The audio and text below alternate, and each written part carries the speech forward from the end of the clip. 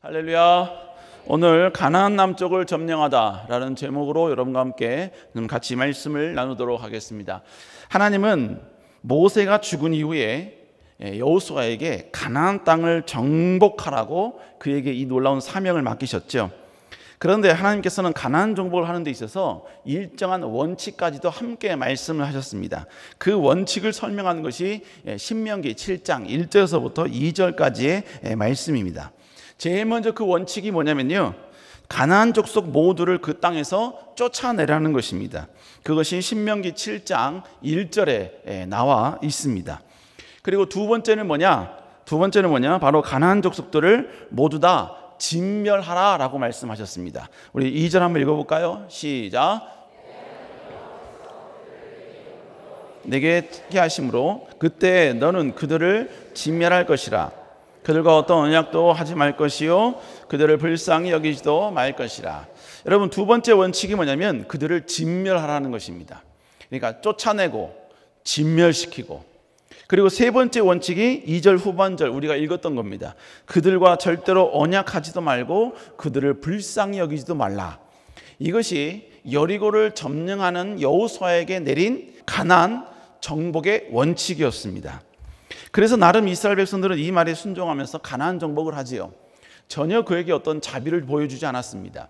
가는 곳곳마다 전부 다 진멸을 했고요, 다 불태웠습니다.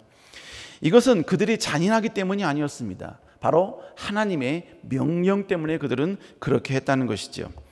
그리고 그들은 이렇게 여리고성과 아이성을 그렇게 점령한 이후에 계속해서 진군해 나가는 과정 가운데 여러분, 한 족속이 이 이스라엘 백성들을 찾아온 겁니다.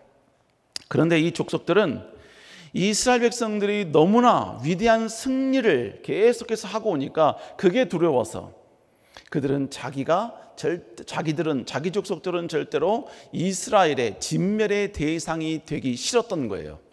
그래서 그들은 몰래 와서 이스라엘 백성들과 조약하기를 원했습니다. 그 내용이 여호수아 9장 3절에서부터 6절까지 나와 있습니다. 시간 관계상 그냥 지나가겠습니다. 여러분 저를 믿으시지요? 분명히 거기 나와 있습니다. 처음에는 이스라엘은 이들과 조약 맺기를 거부했습니다. 왜? 하나님께서는 언약을 맺지 말라고 말씀하셨기 때문이지요. 그런데 이 기브온은 우리는 먼 나라에서 왔다, 우리는 가나안 족속들이 아니다, 먼 나라에서 왔기 때문에 우리와 조약을 맺어도 된다. 계속해서 이들은 이스라엘을 계속해서 속입니다. 결국은 이스라엘은 기브온의 속임수에 속아서 그들과 조약을 맺게 됩니다. 그러나 여러분, 나중에 이 조약이 거짓이라는 것, 속임수에 의한 것임을 이스라엘 백성들이 이제 깨닫게 되는 것이죠. 그래서 이제 이스라엘 백성들은 이 기브온 족속들에게 너희들이 속여서 이 조약을 맺었기 때문에 이 조약은 이제 동등한 게 아니라 이제 너희들에겐 열쇠가 되는, 너희들에게는 하등한 여러분 불합리의 약속이 될 수밖에 없다, 이렇게 명령을 합니다. 우리 한번 여호수아 9장 23절 한번 읽어볼까요? 시작. 그러므로 너희가 저주를 받나니 다 내 하나님의 집을 위하여 나무를 패며 물을 깃는 자가 되리라 하니. 이제 기브온 족속 너희들은 우리 종이 되라 이거예요. 그리고 종이 되어서 평생 너희 족속들은 자손 대대로 하나님의 그 성전에서 나무를 패고 물 깃는 이런 일을 하라는 것입니다.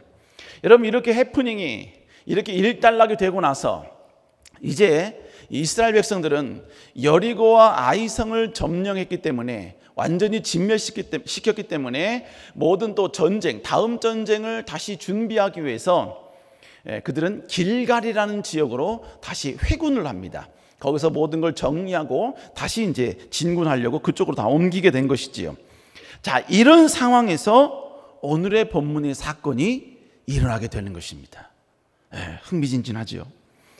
가나안의 정복에 가나안 남쪽에 기거하고 있었던 이 예루살렘의 왕 아도니 세덱이라는 사람이 자기 근방에 있는 또 다른 4개의 족속에게 여러분 동맹을 요청을 해요. 동맹을 요청한 이유가 뭐였냐면 기브온 족속, 즉 이스라엘과 동맹을 맺은 이 기브온 족속들을 치자 이거예요. 그래야지만이 훗날 자기들이 이스라엘과 전쟁이 용이할 거라고 생각을 한 것입니다. 그래서 이들은 바로 그 네 족속과 함께 언약을 맺습니다. 그런데 이 기브온 입장에서는 이 다섯 나라겠죠. 다섯 나라의 연합군을 이길 수가 없습니다. 그래서 기브온 족속은 자기들을 공격하러 온 이 연합군을 보고 길갈에 있는 이스라엘 족속에게 도움의 메시지를 보냅니다. 우리 여호수아 10장 6절 한번 읽어볼까요? 시작. 길갈 지형에 사람을 보내어 여호수아에게 전하되 당신의 종을 돕기를 속히 우리에게 올라와 우리를 구하소서. 산지에 거주하는 아모리 사람의 왕들이 다 모여 우리를 치나이다 하매. 결국 이 전가를 들은 이스라엘 백성들, 여호수아는요 모든 이스라엘 군대를 전부 다 이끌고 바로 남쪽으로 내려옵니다. 그래서 남쪽의 다섯 연합군과 함께 전쟁을 해서 결론은 승리하게 되는 것. 여러분, 이것이 오늘 우리가 읽은 본문의 전반적인 내용입니다. 그래서 원래는 여기서 끝내면 되는데 그러면 너무나 좀 짧기 때문에, 그러면 오늘의 본문의 이 사건이 우리에게 주는 교훈이 있습니다. 그 교훈이 무엇인지 우리 함께 좀 같이 나누기를 원합니다. 첫 번째로, 여러분, 하나님의 뜻을 성취하는 사람에게는 거칠 것이 없다는 것입니다.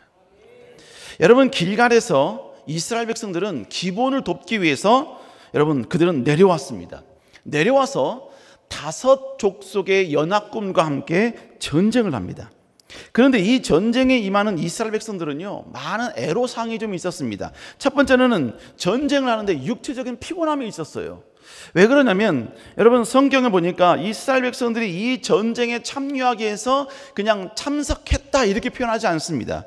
우리 여호수아 10장 9절 한번 읽어볼까요? 시작. 길갈에서 밤새도록 올라가 갑자기 그들에게 이르니. 여러분, 본문에 보니까 길갈에서 밤새도록 올라갔다, 밤새도록 기브온이 있는 지역까지 그들은 내려왔다라는 이야기입니다. 그들은 쉬지 않고 내려온 거예요. 밤새도록 내려온 겁니다. 길갈이라는 지역과 이 기브온이 있었던 이 지역의 거리는 약 30km 정도가 됩니다. 그러니까 지금 이 이스라엘 백성들은요 싸움을 할 수 있는 60만의 대군들은 지금 밤새도록 30km를 지금 달려온 것입니다. 그리고 달려오자마자 지금 다섯 군의 연합군과 지금 싸우고 있다는 것입니다. 여러분, 이 얼마나 피곤하겠습니까? 전쟁하는 데 있어서 육체의 피곤은 치명적인 약점입니다. 그럼에도 불구하고 그들은 이 치명적인 약점을 안고 전쟁에 임하였다는 것이죠. 게다가 이스라엘의 대적자들은 쉬운 대상들이 아니었습니다. 하나, 둘, 셋의 연합군이 아니라 5개 족속의 연맹국이었다는 것이지요. 모든 것이 이스라엘 백성들에게는 불리한 상황이었습니다. 여러분, 그럼에도 불구하고 하나님은 어떻게 역사하셨는가? 10장 10절입니다. 읽어보겠습니다. 시작. 여호와께서 그들을 이스라엘 앞에서 패하게 하심으로 여호수아가 그들을 기브온에서 크게 살육하고 베드론에 올라가는 비탈에서 추격하여 아세가와 막게다까지 이르니라. 여러분, 결국 하나님께서 위대한 승리를 이스라엘에게 허락하신 줄로 믿습니다. 여러분, 그것만 허락하신 게 아니에요. 승리만 주신 게 아니에요. 더불어서 스페셜한 승리까지도 그에게 주십니다. 그게 뭐냐면요, 이 전쟁에서 모든 사람들이 다 패했는데 이 다섯 나라의 왕들이 살아 있었던 거예요. 그리고 이 다섯 나라 왕들이 몰래, 아무도 모르게 그들은 도망해서 어디에 들어가냐면 막게다 굴에 숨은 것입니다. 여호수아 10장 16절에 보니까 이 다섯 왕이 막게다 굴에 숨었다라고 이야기를 하고 있어요. 근데 여러분, 이 10장 16절에서 왕들이 막게다 굴에 숨었더라, 이건요 아직 여호수아는 모르는 내용이에요. 오늘 여호수아를 기록한 저자가 여호수아를 읽는 독자에게 지금 미리서 알려준 내용이에요. 아직 여호수아는 모르고 있습니다. 여러분, 고대 근동의 전쟁의 진짜 승리는 뭐냐면 그 족속의 왕을 죽여야 합니다. 왕을 죽이지 않으면 그 왕이 다시 그 족속들에게 가서 또 다른 군집을 만들어낼 수 있기 때문에 그 왕을 죽여야지만이 진정한 승리자가 되는 것입니다. 그런데 이 5명이 전쟁에 패했음에도 불구하고 몰래 막게다 굴에 숨어 있었다는 거예요. 근데 여러분, 하나님의 편에 있는 사람에게는 하나님은 기가 막힌 좋은 사람들을 옆에 두신다는 거예요. 그 사람들이 누구였느냐? 여호수아 10장 17절 읽어볼까요? 시작. 여호수아에게 고하여 이르되 막게다 굴에 그 5 왕이 숨은 것을 발견하였나이다. 어떤 사람이, 그 사람이 누군지 몰라요. 그 사람이 여호수아에게 가서 여러분 뭐라고 말했냐? 막게다 굴에 5 왕이 숨어 있다는 사실을 이야기해 주었다는 것입니다. 여러분, 하나님 나라 영광을 위해서, 기쁨을 위해서 전진하면 하나님은 항상 내게 유익이 되는 사람만 붙여주실 줄로 믿습니다. 어떤 개그맨이요, TV에 나와서 그런 얘기 하더라고요. 여러분 잘 들으십시오. 그 사람이 주식을 하나 봐요. 주식을 하는데 주식을 해서 1억을 벌 수 있는 방법이 뭔지 아십니까? 그러더라고요. 야, 그래서 제가요, 주식을 해서 1억을 벌 수 있는 방법이 있어? 이거 꼼꼼히 들었어요. 방법이 뭐냐면요, 2억을 투자하래요. 2억을 투자하면 1억을 벌 수 있다는 것입니다. 여러분, 이런 방법을 가르쳐 주면요, 이런 사람은 내 주변에 오면 안 되죠. 오늘 여러분요, 여호수아는 주변에 여러분요, 오히려 이 전쟁의 진정한 승리를 얻게끔 해주는 아주 여러분 최고 좋은 정보를 바로 여호수아에게 전달해 줬다는 것이죠. 그리고 결국은 어떻게 됐습니까? 이들을 다 끌어내어서 죽이게 됩니다. 그것이 10장 26절에 나오게 되지요. 여러분, 결국 이스라엘 백성들은 완벽하게 승리하게 된 줄로 믿습니다. 근데 제가 조금 전에 분명히 이스라엘 백성들은 이 전쟁에서는 열세였다, 많은 부분에서 애로사항이 있었다라는 사실을 말씀드렸습니다. 그럼에도 불구하고 완벽한 대승을 이루었거든요. 이스라엘 백성들이 이렇게 대승을 일으킬 수 있었던 이유가 무엇일까요? 그들이 전략적으로 강해서요? 그들이 전술이 뛰어나서요? 아닙니다. 성경은 이 전쟁에서 이스라엘 백성들이 이긴 이유를 간략하게 설명을 해주고 있습니다. 여호수아 10장 10절 전반부에 뭐라고 말씀하십니까? 여호와께서 그들을 이스라엘 앞에 패하게 하심으로, 하나님이 패하게 만들어 주셨다는 이야기인 것입니다. 그러면 왜 하나님은 승리할 수 없는, 승리를 예측할 수 없는 그 상황에서도 이스라엘 백성들이 이 전쟁에서 승리할 수 있게끔 만들어 주셨습니까? 여러분, 그 이유는 하나님이 가나안 땅을 이스라엘 백성들에게 주시겠다고 약속하셨기 때문에 그런 거예요. 하나님은 아브라함에게도 이렇게 창세기 13장 14절에 보면요, 하나님께서 아브라함에게 너는 동서남북을 돌아보라 이겁니다. 내가 이 땅을 너에게 반드시 주겠다. 내가 너희 자손에게 반드시 허락하겠다. 그렇게 약속을 하셨다고요. 그리고 이삭에게도 동일하게 약속합니다. 창세기 26장 3절에 보니까요, 거기서도 내가 너와 함께 복을 주어서 이 땅을 너와 내 자손에게 주리라. 여러분, 이 모든 약속들이 자자손손 대대로 이루어지고, 그리고 그 약속이 이제 드디어 여호수아 시대에 왔을 때 그 약속이 이제 성취되어지고 있는 것입니다. 이루어지고 있는 것입니다. 여러분, 결국 이 가나안 전쟁은 이스라엘 백성들이 무조건 승리할 수밖에 없는 전쟁이었습니다. 아니, 승리해야만 했습니다. 왜요? 가나안 정복은 하나님의 뜻이었고 계획이었고 하나님의 자존심이었고 하나님의 여러분요 약속이 달려있는 일이었기 때문에 그런 것입니다. 여러분, 그러므로 이스라엘 백성들이 칼을 잡는 것, 그 무시무시한 칼을 잡는 것, 여러분, 이것은 하나님의 영광을 위한 일이었습니다. 그들이 여러분 칼을 가는 것, 여러분 그 가는 것 별거 아닌 것 같지만 그 칼을 가는 것 자체가 여러분 하나님의 역사를 이루기 위한 그들의 열정이 담겨진 행위였다는 것입니다. 남들은 쉬는 그 순간에 여러분요 검으로 계속해서 여러분요 전쟁에 승리하는 여러 가지 많은 노력을 하고 여러분 전술을 하고 계속해서 사람과 함께 여러분 전쟁을 노력하는 것, 이 모든 것들 다 뭐냐? 하나님의 약속을 성취하는 과정이었다는 것입니다. 그들이 전쟁을 좋아한 것이 아니에요. 그들은 전쟁에 나가야만 했습니다. 그것이 하나님의 뜻이고 하나님의 약속이고 하나님의 계획이고 하나님이 그들을 통하여, 그 시대를 살고 있는 그들을 통하여 이루길 원한 하나님의 마음이었기 때문에 그런 것입니다. 여러분, 그렇기 때문에 하나님의 이 약속이 있기 때문에 아무리 위대한 적이 이스라엘을 공격한다 할지라도 하나님은 그 모든 것을 진멸시켜 주시는 것입니다. 다 여러분이 완전히 여러분 평지가 되게 만들어버리는 것입니다. 결국은 하나님의 뜻을 이루기 위해 전진하는 자는 누구도 막지 못합니다. 하나님의 성취, 약속 성취를 위하여 도전하는 자는 하나님은 그를 위하여 반드시 역사하시고 그를 위하여 역사해 주시는 것입니다. 심지어 여러분, 하나님의 역사, 하나님의 약속을 위하여 전진하니까 하나님은요, 전무후무한 기적을 그들에게 보여주십니다. 그 기적이 뭐였었냐? 여호수아 10장 11절에 보니까요, 이 5군의 연합군을 하나님께서 진멸시키기 위해서 어떻게 하셨느냐? 여러분, 우박을 내려, 우박을. 우리 한번 여호수아 10장 11절 한번 읽어볼까요? 시작.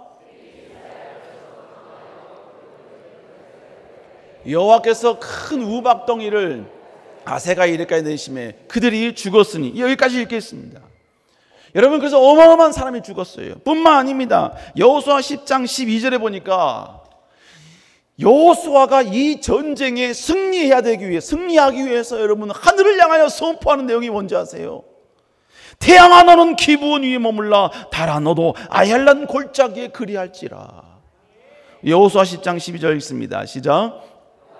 아모리 사람을 이스라엘 자손에게 넘겨주시던 날에 여호수아가 여호와께 아뢰어 여호수아의 목전에서 이르되 태양아 너는 기브온 위에 머무르라, 달아 너도 아얄란 골짜기에 그리할지어다 하며, 여러분, 여호수아가 이 전쟁의 승리를 위하여서 태양의 멈춤을 선언했어요. 근데 하나님이 들어주셨다는 것입니다. 여러분, 결국 기적은 내가 원해서 생기는 게 아니에요. 기적은 나는 지금 부족할지라도, 연약할지라도 하나님의 영광을 위하여, 하나님의 약속의 성취를 위하여 도전하는 자, 전진하는 자, 바로 그런 자에게 주시는 하나님의 특권이요 선물이라는 것이죠. 여러분, 그렇다면 우리에게 필요한 게 뭡니까? 하나님 나라 영광을 위하여, 하나님의 거룩한 뜻을 이루기 위해 쓰임받고 싶은 거룩한 열정을 품고 도전하고 전진하는 자가 되어야만 하는 것입니다. 여러분, 우리는 교회에서만 크리스찬이 아니라 교회가 아닌 저 바깥에서도, 직장 내에서도, 가정 내에서도, 여러분, 우리가 있는 저 사회에서도 우리는 동일하게 그리스도인이 되어야 될 줄로 믿습니다. 하나님의 영광을 드러내고 하나님의 거룩함을 드러내는 그러한 여러분 살아있는 그리스도인이 되어야 되는 거예요. 직장을 다니는 목적이 내 안위와 노후를 위한 목적이 되어서는 안 됩니다. 하나님의 뜻을 이루는 도구이면서 과정이 되어야만 하는 것입니다. 내가 승진해야 하는 이유는 내가 넉넉한 삶을 영위하기 위한 목적이 되어서는 아니 됩니다. 여러분, 그 승진을 통하여 축복과 권세와 권한을 하나님의 영광을 위하여 쓰기 위한 목적이 되어야만 하는 것입니다. 자녀가 잘 되어야 하는 이유는 자녀가 잘 먹고 잘 사는 존재로 만들고픈 마음이 있기 때문이 아니에요. 자녀가 하나님 나라 영광을 위하여 쓰임받는 존재가 되기 위해서, 여러분, 그래서 여러분 자녀 양육을 잘해야 하는 것이고, 자녀를 위한 기도를 그래서 해야만 하는 것입니다. 여러분, 저는 저희 아들 딸에게 부자 되라고 말합니다. 부자 되라고 말해요. 그리고 부자가 되고 나서 둘이서 전 세계 100개 교회 지으라고 명령합니다. 100개 지으라고 그래요. 100개씩 지으라고 그랬는데 지네들이 합의해서 서로 함께 100개씩 짓자고, 100개를 짓자고. 그래서 둘이 50개씩 짓자고 지금 합의를 본 상황이에요. 저는 아니라고 100개씩이라고 이야기하고 있습니다. 100개 짓기 위해서 축복받으라는 거예요. 100개 짓기 위해서 하나님 축복을 주시라고 기도하는 거예요. 만약 이들이 100개를 못 지면요, 그건 하나님 손해예요. 하나님 손해입니다. 나는 하나님 나라 영광을 위해서, 목적을 위해서 도전했고 전진했는데 내가 실패했다. 여러분, 그 실패는 하나님께 손해인 겁니다. 여러분, 그러면 실패한 자에게는 다시 한번 당당함이 생기는 것이고 열정이 생기는 것입니다. 하나님, 내가 하나님 나라 영광을 다시 도전합니다. 다시 전진합니다. 지금 현실은 모든 사람이 조롱하고 심지어 믿지 않은 사람들이 나를 향하여 네가 믿는 하나님이 어디 있느냐, 네가 그토록 섬기는 하나님이 어디 있느냐, 그렇게 조롱하는 현실이라 할지라도 그런 하나님, 나는 여기서 절대로 머물지 않습니다. 나는 다시 일어납니다. 하나님의 이름을 위하여 일어납니다. 하나님, 내가 여기서 낙마하고 절망하고 있으면 하나님 손해입니다. 하나님, 나에게 힘 주십시오. 능력 주십시오. 모든 게 다 뭐냐? 하나님의 영광을 위한 목적이 되어야 될 줄로 믿습니다. 저는 요즘 몸에 이상함을 좀 느낍니다. 병원에 가지 않았는데 병원에 가지 않았음에도 불구하고 제 몸에 이상함이 느껴져요. 그 이상함을 어떻게 느끼느냐? 그냥 체중계 위에 올라가면 느껴집니다. 살이 찌고 있어요. 살이 찌고 있어요. 그래서 다시 설교를 준비하면서 다짐을 했습니다. 여기다 이렇게 써놨어요. 살들아 살들아 내 살들아, 주님의 영광을 위해 내 살들이 방해가 된다. 사라질지어다. 우리 사랑하는 여러분, 우리는 축복을 구하는 목적이 달라야 합니다. 형통을 구하는 이유가 달라야 합니다. 높은 자리에 올라가는 이유가 달라야 합니다. 우리의 자신의 평안이 아니라 하나님의 영광이 되어야 될 줄로 믿습니다. 그리고 여러분, 혹시 지금 실패와 좌절 가운데 있는, 낙심 가운데 있는 분이 계십니까? 여러분, 내가 성공해야 되는, 그래서 하나님께 영광 돌리고 싶은 비전을 정하십시오. 목표를 정하십시오. 그리고 도전하십시오. 그러면 하나님이 역사하실 줄로 믿습니다. 새로운 일을 시작하려는 분이 있다면 하나님의 영광을 위한 목표를 정하고 시작하시기 바랍니다. 무언가를 여러분이 이제 새롭게 도전하려고 하면 하나님의 영광을 위하여 최고의 높은 자리에 올라가서 어떻게 영광 돌릴 것인가를 상상하면서 하나님께 나아가시라 이것입니다.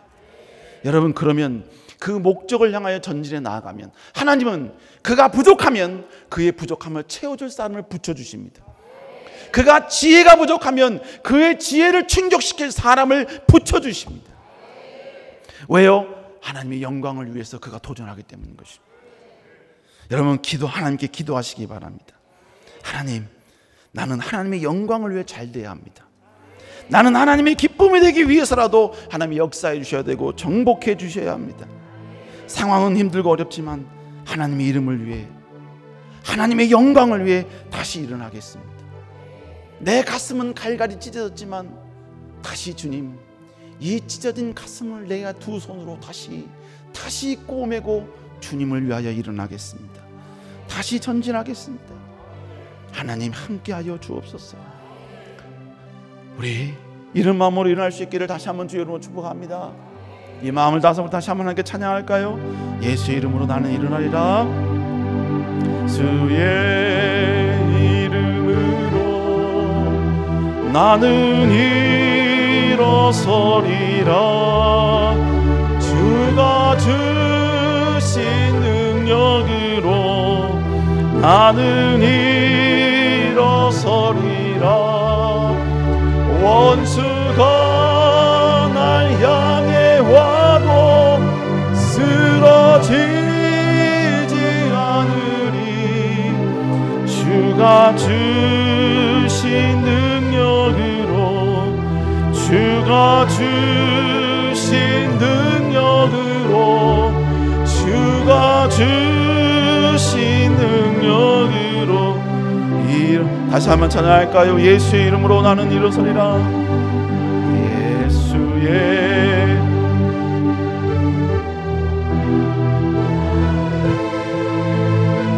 주가 주신 능력으로 나는 일어서리라. 하늘이 원수가 날 향해 와도, 원수가 날 향해 와도 쓰러지지 않으리. 주가 주신 능력으로, 주가 주신 능력으로, 주가 주신 능력으로 일어서리. 사랑하는 여러분, 주의 이름으로 일어설 수 있는 여러분 되시길 주의 이름으로 축복합니다. 우리에게 약속이 있으면 우리 인생의 마지막은 없어요. 항상 시작인 거예요. 새로운 희망의 시작인 것이고 축복의 시작인 것이고. 여러분, 끝까지 우리에게 모두 다 하나님의 약속이 있음을 기억하시고 나아갈 수 있는 여러분 되시길 주의 이름으로 축복합니다. 두 번째로, 하나님의 영광을 위해서 우리가 해야 할 영역은 우리가 해야 한다는 겁니다. 지금 이 전쟁에서 승리하는 것은 하나님의 소망이고 하나님의 계획이고 하나님의 뜻이지요. 그래서 하나님의 은혜로 이스라엘은 연합군을 무찔렸을 뿐만 아니라 이 5명의 연합군의 왕들을 막게다 굴에 가두어 놓았습니다. 하나님의 그 위대하심의 능력을 경험하는 순간이죠. 그런데 그때 상황은 어떤 상황이냐면요, 지금 5명의 왕은 막게다굴에 지금 가둬놨는데 아직 이 전쟁에서 살아남은 사람들이 있었습니다. 5군의 연합군들 가운데 일부 살아남은 사람들이 있었어요. 그들이 자기 성읍에 막 들어가려고 막 도망가고 있는 상황이었습니다.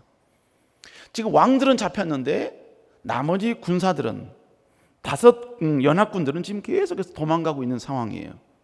그런데 지금 이 상황에서 하나님이 여호수아에게 어떻게 하라고 말씀하시진 않으셨어요. 지금 이 순간에 어떻게 하라는 명령이 없어요. 하나님은 도망가는 적군을 향해서 이렇게 해라 저렇게 해라, 여러분 전혀 그런 말이 없다고요. 지금 어떻게 보면 지금 상황에서 하나님은 침묵하고 계시는 겁니다. 그렇다면 여호수아는 이와 같은 상황에 직면했을 때 어떻게 해야 할까요? 하나님이 아무런 말씀이 없다 그래서 그냥 거기에 가만히 앉아 있으면서 하나님의 인도하신 하나님을 찬양하면서 5명의 왕 가두나 왕을 그냥 그것으로 기뻐하며 있으면 될까요? 아니면 이 순간 하나님의 뜻이 무엇인지 간절히 그 순간 작전기도 들어가면 되는 겁니까? 아니면 앞으로 어떻게 역사하실지 하나님의 음성을 달라고, 음성을 주실 때까지 나는 한 발자국도 나는 움직이지 않을 거라고, 그렇게 여러분 하나님께 기도하면 되는 걸까요? 여러분, 하나님이 침묵하시는 그 순간, 그 시간 여호수아가 어떻게 행동했는가? 여호수아 10장 19절 한번 읽어볼까요? 시작. 너희는 지체하지 말고 너희 대적의 뒤를 따라가 그 후곤을 쳐서 그들을 자기의 성읍에 들어가지 못하게 하라. 너희 하나님 여호와께서 그들을 너희 손에 넘겨주셨느니라 하고, 여러분 너희 하나님 여호와께서 그들을 너희 손에 넘겨주셨노라, 이건 하나님의 약속이에요. 그 약속 앞에 하나님은 침묵하신 그때 여호수아가 내린 명령은 너희들은 가서 그 후군들을 전부 다 진멸하라는 것입니다. 이스라엘 백성들에게 가서 싸우라 이거예요. 하나님은 침묵하시지만 너희들은 나가 전쟁하라는 것을 지금 명령하고 있다는 것입니다. 여러분, 지금 여호수아가 군대를 쫓아가 진멸하라, 이것은 하나님의 명령이 아닙니다. 여호수아의 선택이고 여호수아의 결정이었습니다. 여기 전쟁의 승리까지 하나님이 우박을 통해 승리 주시고 태양과 달을 멈추게 해주시는 이 놀라운 축복 기적을 주시면서 승리케 하셨어요. 여기까지는 하나님의 영역이었습니다. 하나님의 영역이었지만 이제 남은 장난들을 완벽히 없애는 것은 이제 누구의 영역이냐? 여호수아의 영역이었다는 것입니다. 하나님이 비록 침묵하고 있을지라도 하나님의 약속이 있기 때문에 그 약속을 성취하기 위한 가장 최적의 선택, 가장 효율적인 선택은 여호수아의 몫이었다는 것입니다. 여러분, 그렇기 때문에 여호수아는 하나님의 약속을 성취하기 위하여서 그는 그 순간 그냥 여러분이 소극적으로 앉아서 하나님께 기도하고 있는 것이 아니라 여러분 그들을 향하여 그들에게 전쟁하라고 여러분 명령하고 있었다는 것입니다. 결국 이것은 우리에게 주는 교훈이 뭡니까? 여러분, 하나님이 해야 할 영역과 우리가 해야 할 영역이 존재한다는 것입니다. 결국 신앙인의 문제는 하나님이 해야 할 영역과 자신이 해야 할 영역을 구분하지 못할 때 여러분의 문제가 생기는 거예요. 하나님이 하셔야 할 영역을 여러분 내가 하려고 하니까 문제가 되는 것이고, 내가 해야 될 영역을 자꾸 하나님께 맡기니까 여러분 문제가 되는 거예요. 기도는 우리의 영역입니다. 우리는 기도해야 될 줄로 믿습니다. 그러나 기도 응답은 하나님의 영역인 줄로 믿습니다. 물론 때, 시, 방법 여러분 하나님께 기도할 수 있습니다. 그러나 내 기도에 응답하시는 것은 하나님의 영역인 것입니다. 요한복음 16장 24절을 말씀하시죠. 너희가 지금까지 내 이름으로 아무것도 구하지 아니하였으나 구하라 그리하면 받으리니. 너에게 주어진다는 거예요. 하나님이 주신다는 것입니다. 기도하는 것은 우리의 영역이지만 여러분 우리에게 주시는 것은 하나님의 영역이라는 것이죠. 여러분, 그러므로 우리는 기도했다면 하나님의 기도 응답을 여러분 사모하면서 잠잠히 기다릴 수 있는 지혜가 필요한 것입니다. 여러분, 하나님의 영역을 침범한 사람은 결국 어떻게 된 겁니까? 뭐라고 말하면 불평하기 시작을 해요. 기도 응답이 없으면. 하나님 이런 식으로 할 겁니까? 자꾸 이런 식으로 할 겁니까? 그럼 주일날 안 나갑니다. 사명 내려놓습니다. 여러분, 그래서는 절대로 아니 된다는 것입니다. 우리의 모든 삶의 영역도 마찬가지입니다. 우리가 노력하고 도전하고 준비해야 될 영역까지 모든 것을 다 하나님께 맡겨서는 안 된다는 거예요. 우리가 해야 할 영역은 우리가 해야만 한다는 것입니다. 하나님의 영광과 계획을 위해 쓰임받고 싶은 열망과 열정이 있으면 우리는 우리의 영역에서 우리가 해야 할 것은 도전하고 준비하고 노력하고 시도하고 계획하고 전진하고 여러분 싸우는 자가 되어야 된다는 것입니다. 여러분, 그래서 여러분 우리도 마찬가지예요. 직장 내에서도 우리는 열심히 해야 되는 이유가 바로 그 이유입니다. 자녀들을 교육하고 양육을 잘해야 하는 이유도 바로 그 이유예요. 하나님께 자녀를 맡긴다, 아름다운 표현입니다. 아름다운 모습이에요. 자녀에게 맡겨야 됩니다. 여러분, 그 맡긴다는 표현이 인간이 해야 될 영역까지도 맡기라는 의미는 아니에요. 여러분, 자녀가 하나님 나라 영광을 위해 쓰임받기를 소망한다면 자녀에게 신앙교육을 시켜야 합니다. 여러분, 자녀가 쓰임받을 수 있도록 준비해야 합니다. 자녀의 공부시켜야 합니다. 자녀의 역량을 개발할 수 있도록 해줘야 합니다. 이게 부모의 역할이고 책임입니다. 저는 저희 자녀들 양육할 때요, 어떻게든지 자녀들에게 고난과 고통을 안겨주려고 저는 노력했어요. 어떻게 하면 얘들한테 고통을 줄까? 어떻게 하면 얘들한테 아픔을 줄까?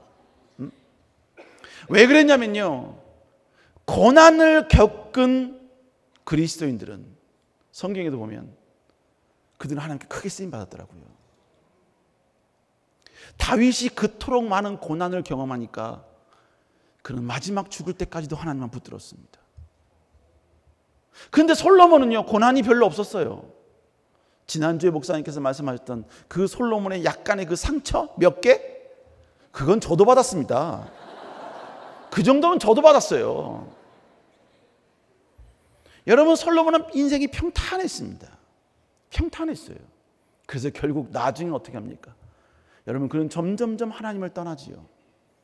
이스라엘에 지금까지 다윗 시대 때까지는 우상을 전부 다 타파하는 문화였는데 솔로몬 시대 때부터 우상이 이스라엘로 들어오는 문화로 뒤바뀌게 됩니다.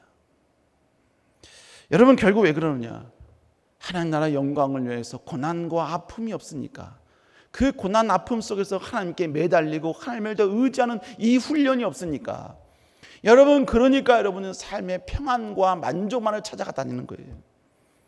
여러분, 그래서 자녀에게 저는 계속해서 고난을 어떻게 주려고 저는 많은 노력을 했어요. 그래서 저희 딸은 제 계획대로 고난의 길로 참 많이 갔습니다. 저희 딸은요. 근데 저희 아들은요, 제가 여러분 정말로 감미로운 말로 고난의 길을 추천하면요, 노! 여러분, 어찌됐건 여러분요, 우리는 자녀를 양육하는 것도 우리 영역에서 우리가 해야 할 일은 우리가 해야 하는 것입니다. 세상 속에서 그리스도의 영향력을 드러내려면 영향력을 낼 수 있는 영향으로 키우는 게 우리 인간의 우리 부모의 몫이라는 거예요. 여러분, 부부도 마찬가지죠. 그리스도 안에서 아름다운 부부의 사랑을 나누는 이 아름다운 일, 그런 축복의 가정, 명문 가정 꾸미고 싶습니다. 그러면 여러분요, 우리가 해야 할 일이 있어요. 우리가 해야 할 영역이 있다니까요. 다이어트도 마찬가지예요. 다이어트도. 어떤 분이 저에게 와서 막 하소연하는 거예요. 목사님, 하나님은 제가 지금까지 하나님께 기도한 건 다 들어줬습니다. 축복합니다. 좋으시겠습니다. 그랬더니 뭐라고 말씀을? 근데 한 가지는 응답을 안 한대요. 그래서 뭐냐 했더니 이 다이어트는 하나님 응답을 안 주신대요. 그래서 제가 그랬어요. 집사님, 왜 그런 줄 아세요? 했더니 왜 그런가요? 그래서 제가 그분께 살며시 말씀드렸습니다. 살을 빼주시는 하나님의 응답보다 더 빠르게, 누구보다 다르게 드셔서 그래요. 그래서 어떤 분은 자신은 갱년기라고 살이 막 찐다는 거예요. 그래서 제가 그랬습니다. 진짜 갱년기 때문일까? 막 웃더라고요. 네. 저희 집안일 이야기하는 거 아니에요? 사랑하는 여러분, 모든 것은 하나님이 해주셔야 합니다. 모든 건 하나님이 역사해 주셔야 합니다. 내 노력과 내 수고와 내 모든 열정도 하나님의 은혜가 임해야 됩니다. 그러나 하나님이 임하여서 하나님이 쓰실 도구는 우리가 만들어야 돼요. 우리가 준비해야 하는 것입니다. 그러므로 우리 그리스도인은 세상에서 열정맨이 되어야 하고 열정걸이 되어야 되는 거예요. 우리 사랑하는 여러분, 이렇게 뜨거운 열정을 가지고 전진할 수 있는 여러분 되시길 다시 한번 주의 이름으로 축복합니다. 마지막 세 번째로 하나님의 위대한 승리를 시각화할 수 있어야 돼요.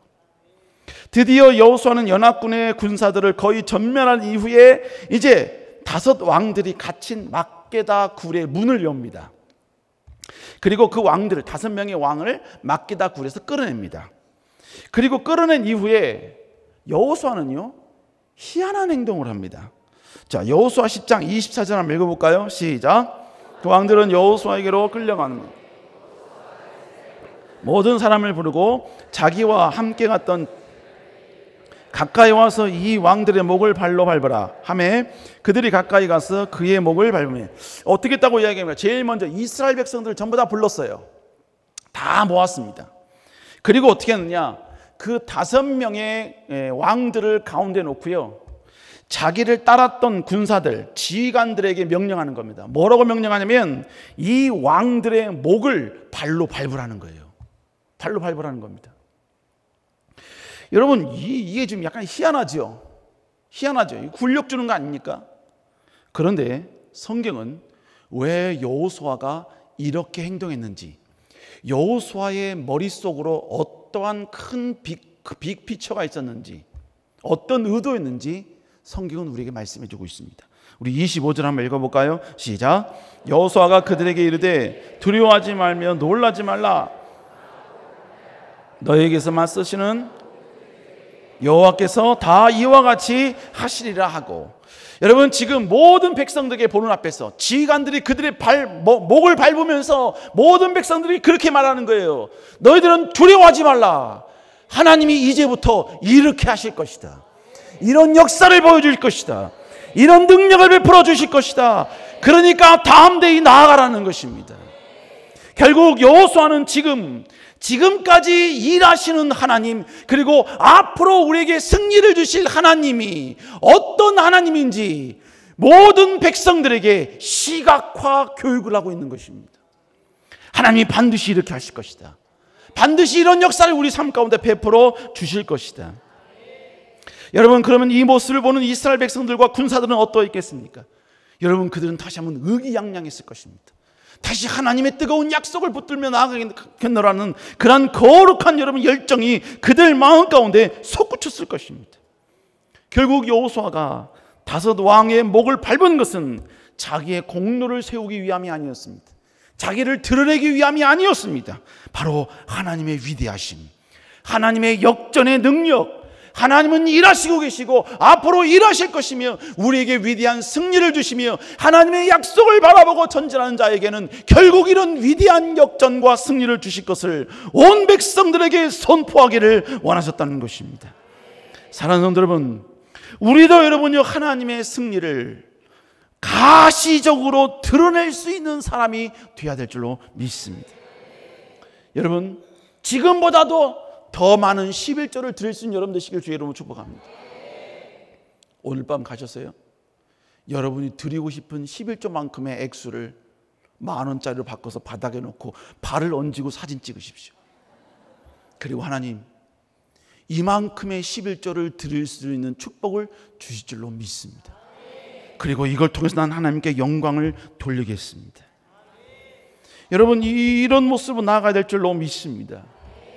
저는 25살 때 하나님 나라 영광을 위하여서 내가 어떻게 쓰임받을 것인가, 어떻게 준비할 것인가 기도하다가 여러분 6개의 저의 비전을 이룰 수 있는 6개의 사진을 프린팅을 했어요. 그리고 그 6개의 사진을 붙여놓고 기도했습니다. 그 가운데 5개가 이루어졌습니다. 그리고 1개는 지금 이루어가고 있습니다. 그 중에 하나가 뭔지 아세요? 그 중에 하나가 여러분 미국에 여러분요 서든 베프티스트라는 신학교가 있습니다. 서든 베프티스트 여러분 정문을 제가 여러분이 프린팅해서 붙여놨어요. 그때는 그게 이루어질 줄 몰랐어요. 그러나 하나님께 기도했죠. 하나님 뜻이면, 하나님 영광을 위해서 내가 준비를 해야 한다면 이것도 내게 허락해 주십시오. 근데 하나님께서 여러분 우리 세대교회와 귀한 목사님의 서포트에 의해서 서포터라면 안 되는데 서포트. 네. 그것에 의해서 여러분 갔다 왔잖아요. 갔다 왔잖아요. 가시화하니까 하나님이 보여주시고 역사해 주시고 인도해 주더라는 것입니다. 근데 제 실수가 있어요. 실수가. 그때 여러분요, 제가 맨 처음으로 여러분 프린팅한 게 뭔지 아세요? 보드, 여러분 아세요? 보드? 눈 위에서 타는 보드? 그 보드 고글과 스키복과 그 다음에 그 보드를 갖고 있는 애 사진을 제가 찍었어요. 그걸 프린팅했어요. 그때는 제가 여러분 어렸기 때문에 그걸 한번 해보고 싶더라고요. 그래서 그걸 했는데 그러지 말고 차라리 보드 회사를 거기다 그때 프린팅을 했든지 고글 회사를 하든지 했었어야 하는 건데 그건 금방 이루어졌어요. 금방 이루어졌습니다. 아직도 여러분이 저희 집에 입지도 않지만 아직도 여러분은 그 바지가 있어요. 아직 안 버려. 저희 와이프는 버려라 그거 입지도 않은 거 왜 놔두냐 그러는데 저는요 안 버립니다. 미국도 갔다가 미국도 가지고 왔어요. 또 미국에서 한 번도 안 입었습니다. 그런데 갖고 와요. 왜? 아무도 몰라요. 저만 알아요. 그게 하나님의 꿈의 가시화의 결과라는 걸 누구도 몰라요. 저는 알지만 우리 사랑하는 여러분, 가시화할 수 있길 주의 이름으로 축복합니다. 과거에 청년들과 함께 말레이시아 선교에 갔던 경험했던 일화 하나 하고 마치도록 하겠습니다. 말레이시아 선교사님이 저희 청년들을 다 데리고 항상 이제 뭡니까? 좀 거친 데를 가십니다. 거친 데를 가시. 근데 한 마을에 들어가는데 여기는 반대가 너무 심하대요. 그러면서 하시는 말씀이 뭐냐면 이 마을은 이상하게 복음을 전하려고 들어가면 들어가는 순간부터 비가 온대요. 비가 온대요. 그래서 제가요 들어가면서 선교사님께 그랬습니다. 선교사님, 저희 세덴교회입니다. 세덴교회입니다. 세덴교회에서 왔습니다. 우리 왔다고 지금 얼마나 많은 성도님들이 뒤에서 기도하는지 아십니까? 절대로 비 안 옵니다. 걱정하지 마세요. 걱정하지 마세요. 호언장담을 했습니다. 비가 쏟아지기 시작하더라고요. 그러니까 비가 막 쏟아지니까 사람들이 그냥 서로 이렇게 막 탁탁 붙어 있는 거예요. 누구도 움직이질 않아요. 누가 움직이면 막 위아래로 막 훑습니다. 왜냐하면 저 가에 있는 사람 튕기져 나가거든요. 그래서 조금 전에 오면서 제가 선언했던 게 있잖아요. 세대내 하나님은 절대로 비를 멈추게 하신다. 그 모습을 가시화로 보여주고 싶더라고요. 그래서요 제가 아예 여러분 비가 쏟아지는데 바깥으로 나갔습니다. 그리고 혼자 막 비를 맞고 있었어요. 그러면 청년들이 그랬습니다. 나만 맞을 수 없잖아요. 청년들이 그랬습니다. 너희들 다 나와 그랬어요. 여러분 비 내려가지고 완전 진흙탕이거든요. 그래도 무릎 꿇으라 그랬어요. 저도 무릎 꿇고 거기서 막 땅을 치면서 함께 주여 치고 막 기도했습니다. 주여 치고 기도했어요.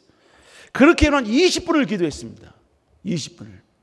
여러분 엄청나게 기도했더니 비가 계속 와요. 멈추질 않아 이게. 그러고 나서 항상 기도했는데 비가 그치질 않아요. 그래서요 기도하고 제가 일어났습니다. 그리고 청년들 다 일어나라 그랬어요. 일어나랬습니다. 그리고 이야기했습니다. 야, 너희들 이제 비 다 젖었지? 다 젖었대요. 그럼 비 피할 이유가 있냐 없냐? 없대요. 비를 피할 이유가 없다는 겁니다. 그지? 그러면 가서 전해라. 가서 복음을 전해라.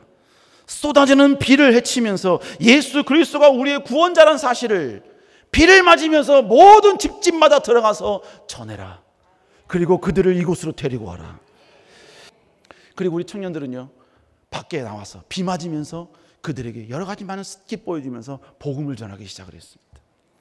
근데 복음을 서서히 전하니까 비가 서서히 그치기 시작하는 거예요. 비가 서서히 그치기 시작하는 거예요. 그리고 나서 여러분 결국 거기서 모든 것은 다 끝났어요. 집회는 다 끝났습니다. 여러분 그리고 나서 나중에 들었어요. 나중에 선교사님이 다 끝나고 나서 저한테 와서 그러더라고요.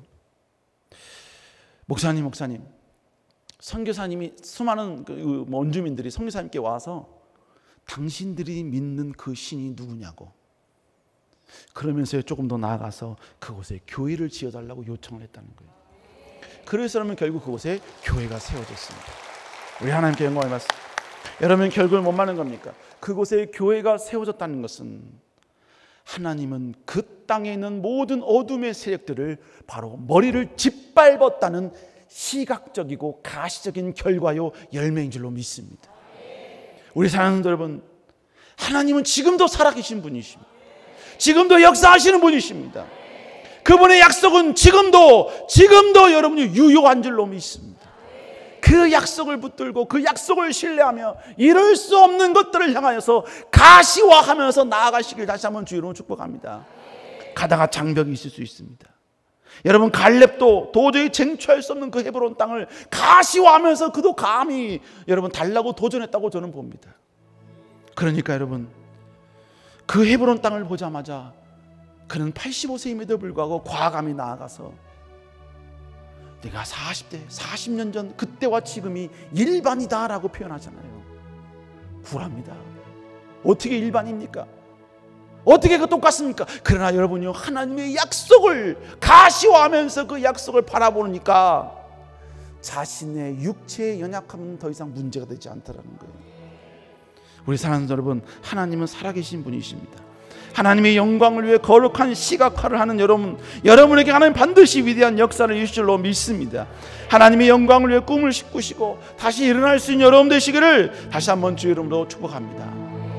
우리 시간 다시 한번 여러분이 가시화할 것이 무엇인지를 상상하면서 우리 시간 하나님께 다시 한번 찬양하며 나가도록 하겠습니다. 주님이 주신 땅으로, 주님이 주신 땅으로 한 걸음씩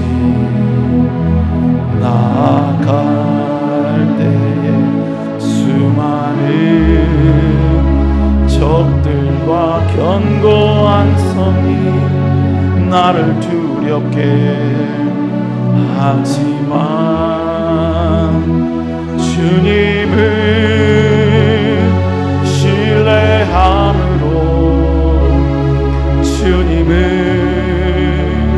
의지함으로, 주님이 주시는 담대함으로 큰 소리 외치며 나아가네. 이 산지를 내게 주소서. 그날에 주께서 말씀하신 이제 내가 주님의 이름으로 그 땅을 취하리니 이 산지를 내게 주소서. 그날에 주께서